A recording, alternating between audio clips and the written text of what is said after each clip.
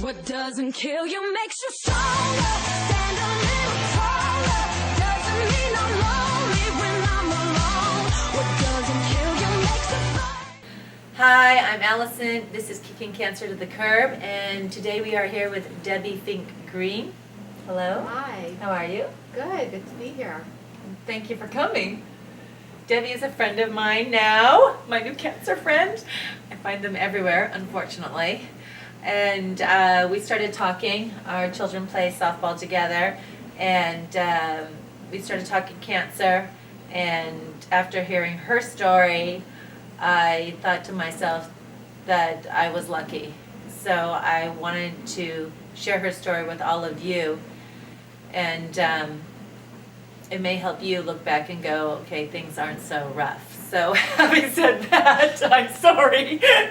Not much of a fun intro, but she's offered to be very open and share with us her experience, which I think will be very helpful. Let's start from the beginning. Okay. When you get married, she gets married. She finally meets the perfect man, and she gets married, and you guys go where? Thailand on our honeymoon. Yes. And then 3 months later, we were married in May, and then August 29th, I think it was, I had surgery because my gynecologist had been monitoring my ovary. He'd noticed that it was getting larger, and finally he said, this doesn't look right, let's go in. And so I had surgery at the end of August to remove the ovary, and when they were in there, they saw a mass on it. They saw a mass of my appendix. They removed my appendix. They biopsied everything, and then like 3 days later, they told me I had cancer. No symptoms at this point? I was having some I was having bleeding, so that was the only symptom. I just had like a regular period, so I didn't know what was going on. But nothing abdominally, nothing with my GI system, no other symptoms. So just during your cycle, just more bleeding or intermittent bleeding? Yeah. Okay, so look for that. And the results came back, and where were you when they told you? I actually had doctor appointments. I remember, I think it was like a Monday. My mom was in town. She happened to be in town for the weekend anyway.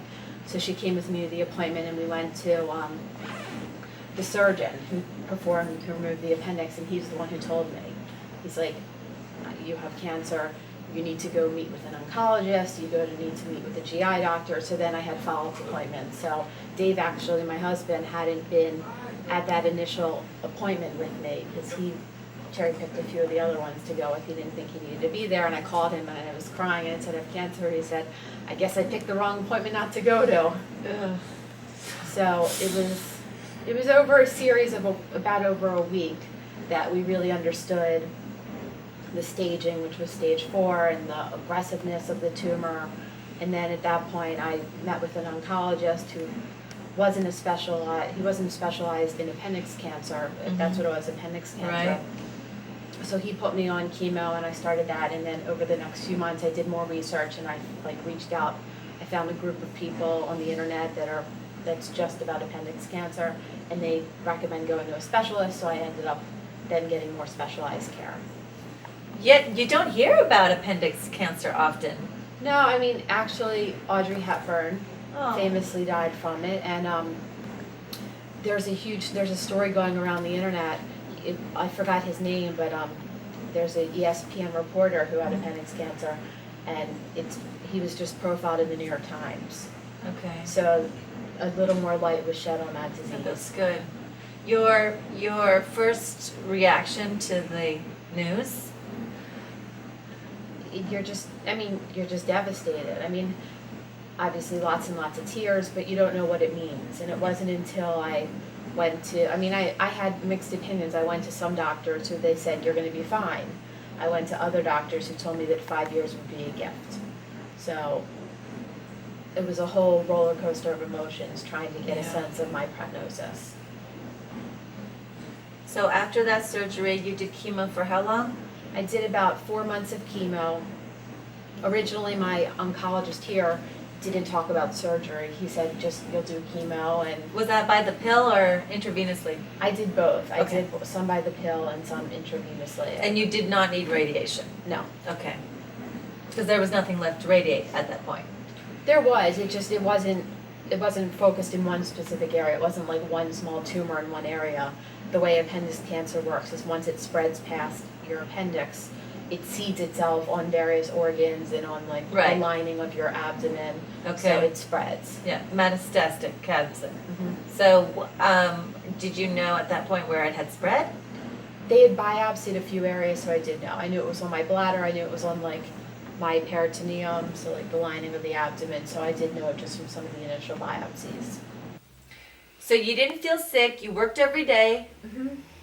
and no side effects? No, I mean, really minimal side effects. I mean, a bad taste in your mouth.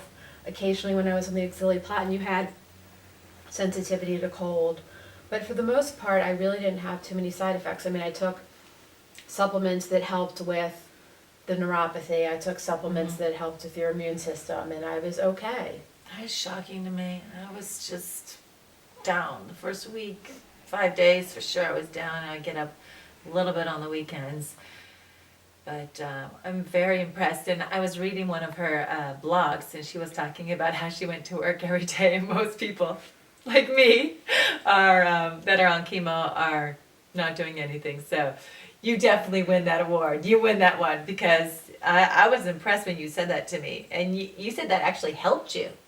Yeah, I mean, it was nice having a routine, and I mean, I missed that one day when I was there, and of course, like that first night, I felt really tired and just felt like shit that first night. Yeah. And then for the rest, I was okay. Yeah. No tummy problems?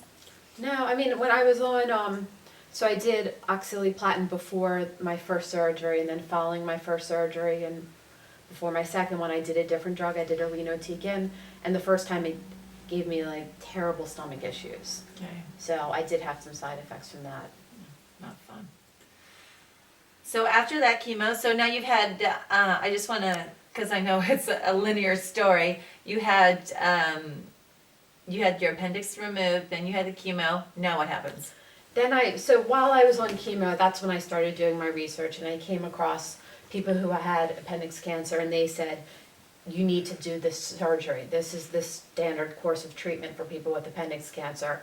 It's called cytoreduction HIPAC, which stands for heated intracranial chemotherapy. Okay. So it's basically, the course of treatment that you need. So Okay. basically what it is, it's a surgery where they cut you open and they remove all visible signs of cancer in your abdomen, and then they pour heated chemo in you for like an hour and a half, and they like roll you so that the chemo gets all the nooks and crannies.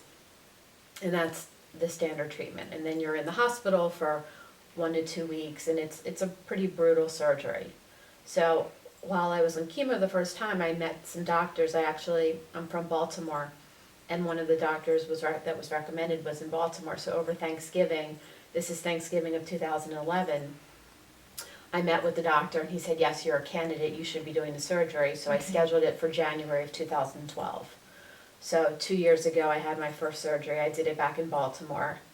And that one was like 17 hours long? No, Or? it was about 9 hours. Okay. Which is still a long surgery. But there was another one that was longer, right? I had surgery this past January. And, okay, so how do we get from that surgery? What happened after that surgery? After what do they call it, a chemo cleanse? Yeah, HIPAC, it's called HIPAC. So January 2012, I had my first major surgery. I did 4 months of chemo following it, and then I was scanned every 3 months for a year, and I was clean. So I had about a year and a half where I didn't have cancer, and then this past July, one of my routine scans turned out to be not so routine, and that's when they saw something on it. Again, I happened to be in Baltimore for vacation in July with Dave and the girls, and I met with the doctor who did my surgery, and he did a physical exam. He's like, something's not right, we need to biopsy and see what's going on. So they did a biopsy, and it turned out that the cancer had come back. So this Where? was same places that it was. Really? Okay. So this was this past July. It had come back, same thing in my abdomen. This time it was on my bladder. It was a major tumor on my vagina, my bladder, and my rectum. That's the main place. It was just like one massive tumor. Wow. And so I went back on chemo this past summer. Same one I was on last time. So I did 4 months of it leading up to, again, another surgery. So, yeah, so this is my third surgery. So then I had And I switched from the hospital in Baltimore. This time I went to MD Anderson in Houston. Okay. Because the surgery that was recommended, it wasn't high pack. It was called a pelvic exenteration, where they remove your total everything in your pelvis, which is Okay. major. I mean, this was a major. As big as the last one was, this one was bigger. And this is where they removed 13 body parts. The 13 were over both surgeries. Okay, I want you to list them, but when we were talking, and she asked me what kind of cancer I had, and I told her rectal, and she's like, do you still have it?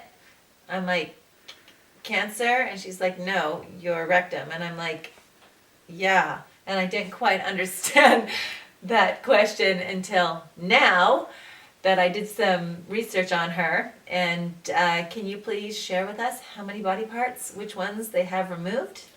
I've had 13 body parts between the two surgeries. I don't know if I'm going to remember it both, but I had my ovaries, my uterus, my vagina, which actually I had no idea could be removed. Either did I. And they did rebuild it, so I have. Oh, she has a new one. Yeah, new and improved. So it's Longer lasting. It's actually built from the skin in my stomach, so Ah. it's built from the muscle in my abdomen. So I do have. Oh, The I new didn't know vagina. they can do that. Yeah, I lost my bladder, my rectum, what else? My gallbladder, my appendix, Did you say My- something about my thyroid rectum- or something? my rectum, the sphincter, the Oh, anus. that was it. I think that's almost all of them. So, a lot of body parts. It's amazing that I'm still functioning. It's And- amazing. So having lost all of those body parts, what are some of the things you have to deal with now? Which is hard. I mean, the biggest part is they removed my bladder. Yeah. And they built me a new one. So I do have, it's called a neobladder. It's made out of actually bowel. So because I don't have like a urethra or vagina, it doesn't come through that. I have a small hole opening on my stomach that I need to catheterize.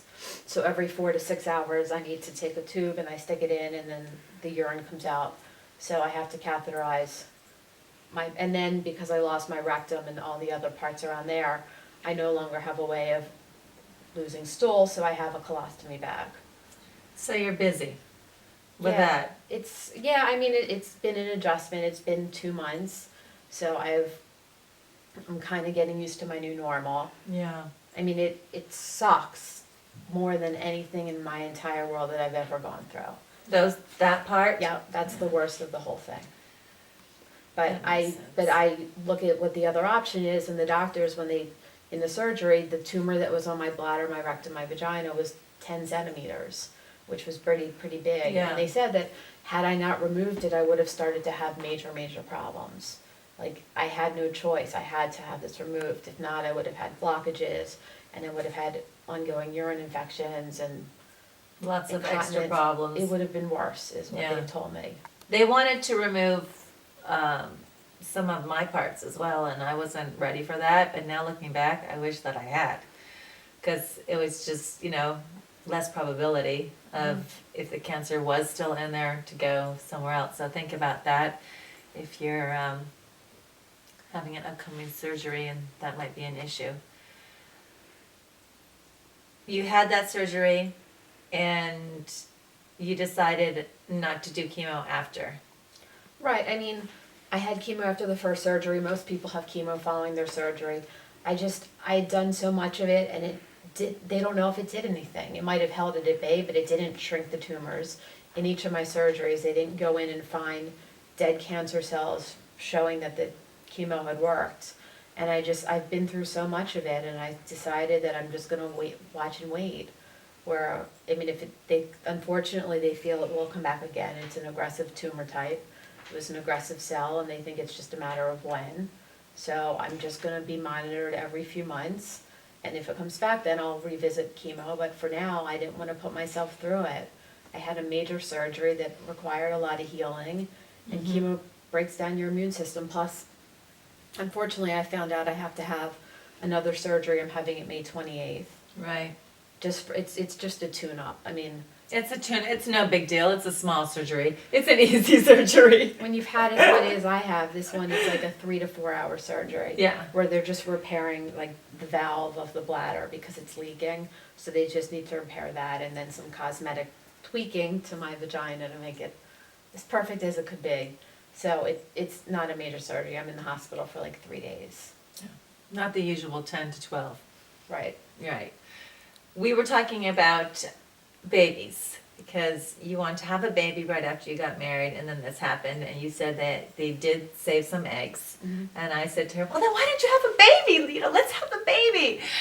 And she said no. And I'm like, oh, why? Yeah, I mean, when we first started, before I did chemo, we froze embryos, we didn't know the seriousness of the cancer. What was the name? Sorry, the name for the embryos? Oh, we didn't name them. Oh, I thought you called them something. No, they're frozen pops. Frozen pops. That's it. Frozen pops. Yes. So we did freeze embryos, but and because after my first surgery, they removed my uterus, I couldn't carry them. The only option of using them would have been through surrogacy. And after the first surgery, we said, you know what, let's wait 2 years and make sure you're clean. And then unfortunately, the cancer came back. So at that point, it really took it off the table because they think it will come back again. And as much as I would love to have a baby, it's just not worth the risk of leaving a baby motherless. I've had too many doctors give me such dire prognosis that it's just not something that we want to take on. I mean, thankfully I have a husband who has 2 daughters, so I do have, Yeah. I have stepchildren, and I'm blessed to have them in my life, and they consider me a parent, and they consider me a mother figure. I mean, I am a mother to them, Yeah. so I'm very lucky to have that. I don't think I want to go through, first off, we don't even have the money for surrogacy. And then I decided that I have 2 girls in my life that need me, and I'm going to Yeah. focus my attention on that. And Yes. and unfortunately, just with the risk of me getting cancer again, it's just not something that we want to go through. So for now, I have to just count my blessings where I have them. You were talking about your depression and how deep it would go. How would you get out of your depression? That's been the hardest part of this, is just getting into a dark place. And actually, the worst, I mean, when I was in fighting mode, I was okay. It was when I stopped that I actually got into the worst depression. It was sort of last year, once I finished treatment, and then I was just so obsessed with it coming back that I like willed it onto myself. I put such negative energy out there, and so I was so scared of it coming back and killing me, and I was in such a dark place. And I've been in therapy, I've been on meds since I was 19 or 21 or whatever. So it's You mean for anxiety? for the anxiety and depression. I've been on antidepressants since I was, Oh, okay. So this was just compounded. yeah. Yeah. Okay. So I have a good therapist here, and what I actually did, I did something called transcranial magnetic stimulation or simulation. yeah, I read about that too. Yeah, it's sort of like a milder version of like electric shock therapy. Mhm. It's where they put this like magnetic fields and it like pulsates on your brain, and it's supposed to heal depression. And I did it for you do it every day of the week for like 6 weeks. And I did it back in September when it had come back, and it had actually really helped. It got me to a Good. better place. And Good. then right after this surgery, I was starting to spiral again with having to deal with the bags and just get Yeah. into another dark Yeah. place. So I did sort of 2 weeks of it just to get me back, and it seems Right. to help. So Like a refresher. yes. How do you deal with the prognosis? Basically, they're saying it's going to come back, and when I was talking to you, I said, let's have this baby. This would be great, and you said it's going to get me. Cancer's going to get me. So how do you live with that on a daily basis? I try not to think about it a lot. And if I do, because if I think about it, I get really scared, because it's not like it'll just come back. It'll be a brutal way of dying. It's like, it suffocates your organs. I mean, it's awful. It's gets into your bowels and your systems, and it blocks things, and then your digestion system shuts down, and like, it's a terrible, terrible way to die, from what I've read of, like, from my group of people who have suffered from it. So that's what scares me the most, is the suffering. But, I mean, I try not to think about it. Like, right now I'm focused on finding a job, and I'm focused on other things. We're having a benefit in 2 weeks in New York, so I'm focused on my trip to New York. I'm focused on just my life. I can't get caught up with it. No, because things are always changing and you never know what they could come up with, you know, as you go along. And not only that, I mean, miracles happen all the time. So I've heard lots of stories. Oh, I was diagnosed, they gave me a year, and now it's like 25 years later. I've heard lots of stories like that. I've met strangers in waiting rooms, you know, sharing their stories with me. So that's why I refuse to give into that and believe that, and I won't for you or anybody. And, you know, you have a great support system. Yeah, that's what helps. I mean, that's what keeps me yeah. going, is my support system. And it's also like, every time I write something on Facebook, I get 200 likes. Like, I get a lot of support through people I went to high school with and college with, and people that I worked with in past jobs. So there's a lot of people rooting for me, which really helps. But I am realistic, and I know that at some point it might be the end of May, but I mean, I can't really think about it yet, just because there's too many other things that I want to do first. Like what?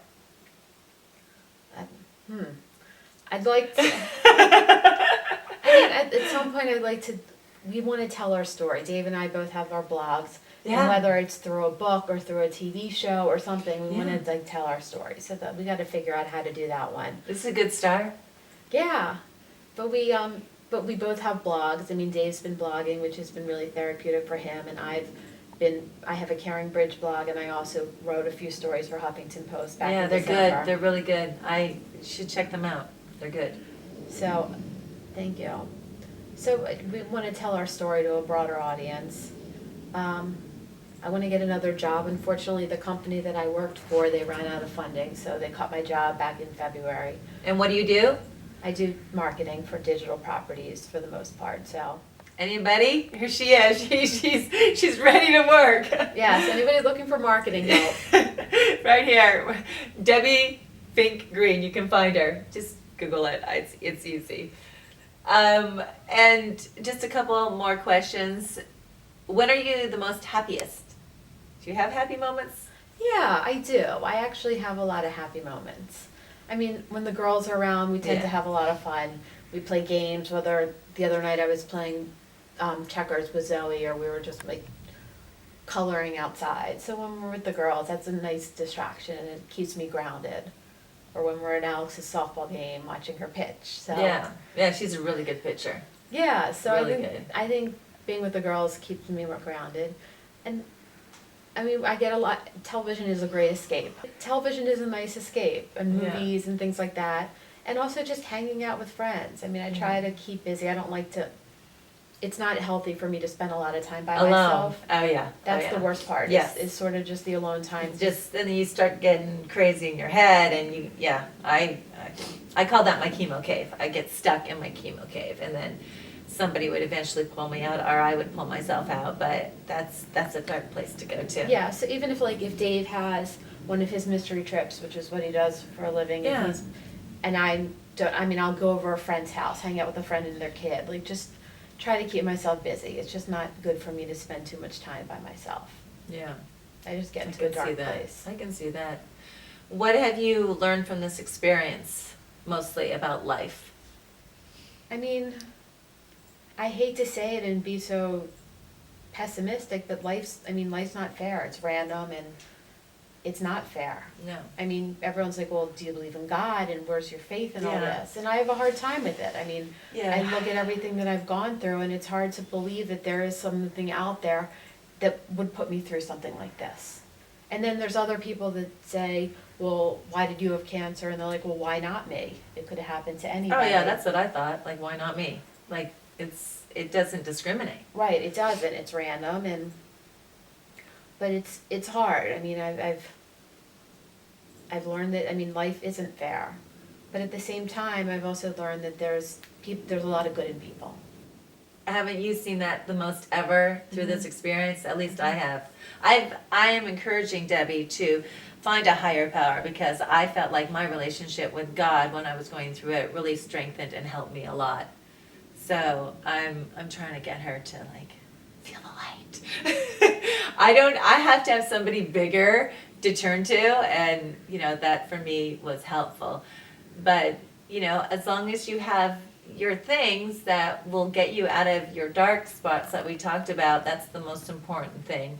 And that you do have some level of enjoying life, and that you don't feed the evil, scary beast inside of you that says all the things that you don't want to think about. Mm-hmm. Your motto, what do you live by? You have like a favorite quote or something that you can share with us as we finish up? I don't know if I do have one. I mean, cancer sucks. Yeah, I mean, it's the idea of like, you only live once and you don't know how long it's going to be, so it's important just to like take things day by day. I mean, that's really what it is. And Dave and I talk a lot about that no one knows how long they have, and all he knows is like, and I get too overwhelmed also when I think about the future, is like, you know what, I just need to focus on today. Yeah. Like today we're going to shoot this video, and then I'm going to go to lunch, and then I'm going to go to therapy, and I'm going to watch TV tonight, and that's today, and I'm just going to focus on that. Because if it gets too overwhelming when I think too far down the road. Yeah, I have my 3-month coming up tomorrow, and I'm just like, okay. Your scan? It's not a scan, it's just my checkup. But, they take your blood, and you go in and you talk. And I just don't give it any energy. Mm-hmm. I'm just like, okay, I'm going for my checkup. I call it coffee with Dr. Decker, because that's my doctor. So I just bring him my coffee, and we talk, and then I say, so am I good? And then he says yes, and then I go. So that's how I try not to, because I'm only a year out, and you're supposed to be 5 years before you're safe. Right. So. How often do you get scanned? Once a year. Oh, I've only had one so far, because I just got out of it. Right. Yeah, so I get scanned, I mean, because of the aggressive nature, I get scanned every 3 months. Yeah, that's good though. Yeah, so they're on top of it. I have my next scan at the end of May. So I'm kind of in the clear for the next 2 months. Before we go, could you just please give some advice to people that may be going through a similar experience? How to deal with it? I mean, I'd say there's a few things. From a practical standpoint, from a medical standpoint, make sure that you're treated by an expert in your field. I mean, I switched oncologists after the first round after I finished, because I wanted to be with someone that was more of a GI focus, so someone that had a little more experience in just GI cancers. And then I went to MD Anderson and Mercy Medical Center in Baltimore, just because they're appendix cancer specialists. So make sure that you're actually seeing like the best doctor for you. I think that's a great point. That's a huge point. Yeah, because there are people that specialize in all types of cancer. Yeah. So make sure you really get to a specialist. And then, I mean, I don't want to say you never know what's going to happen. I mean, happen to be a little more realistic, and she does. I'm optimistic. She's a little realistic. Well, pessimistic to some degree. But I'm like, you're not what? You're not going to die. What are you talking about? That's not happening. Yeah, and Dave and I try to talk about it too, and it's sad, and it's hard talking about like knowing that there's an end, but you just have to live it just one day at a time. I mean, that's all that people can do, is just make sure you get the right support and make sure you get the right treatment. And there's an end for everybody at some point. But we're not going to have an end for Debbie, because in 10 years we're going to come back to this couch, or it might be a new couch in a different place, but that doesn't matter. We're going to come back here and we're going to get her update. That's what's going to happen. I'm praying. From your mouth to God's ears. You listening? We're tight. Me and the big guy are tight. Okay, thank you for sharing this with us. Sure, I'm happy to. We're gonna rise like the phoenix, and yeah, we're gonna beat this. Too much life to live to leave this. It's got me singing. Sure, we had some bad days, can't fix them with no band-aids, but I'm breathing, feel my heart rate. It's got me singing.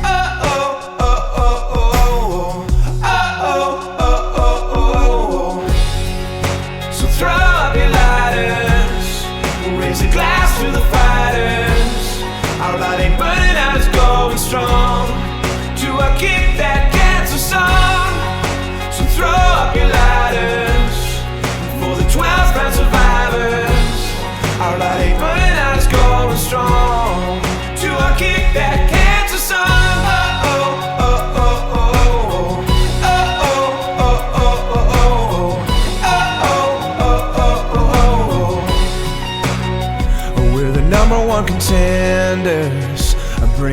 we're no pretenders. Yeah, we never say surrender. And we're singing, we'll be standing after these walls, watching the sunrise after these storms. We'll be young again and reborn and running.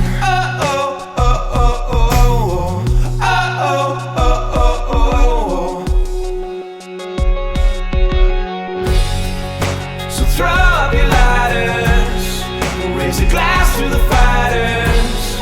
Our light ain't burning out, it's going strong. To our kick that cancer song. So throw up your lighters for the 12th round survivors. Our light ain't burning out, it's going strong. To our kick that cancer song.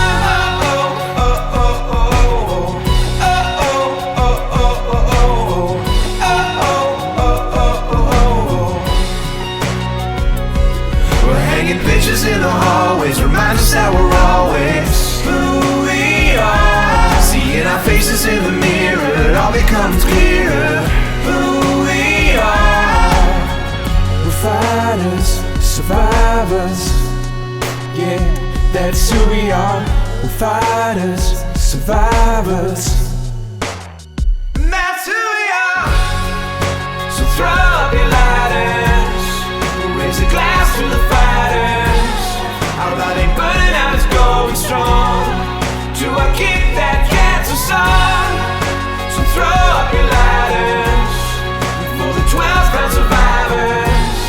Our light ain't burning out, it's going strong. To our kick that cancer song.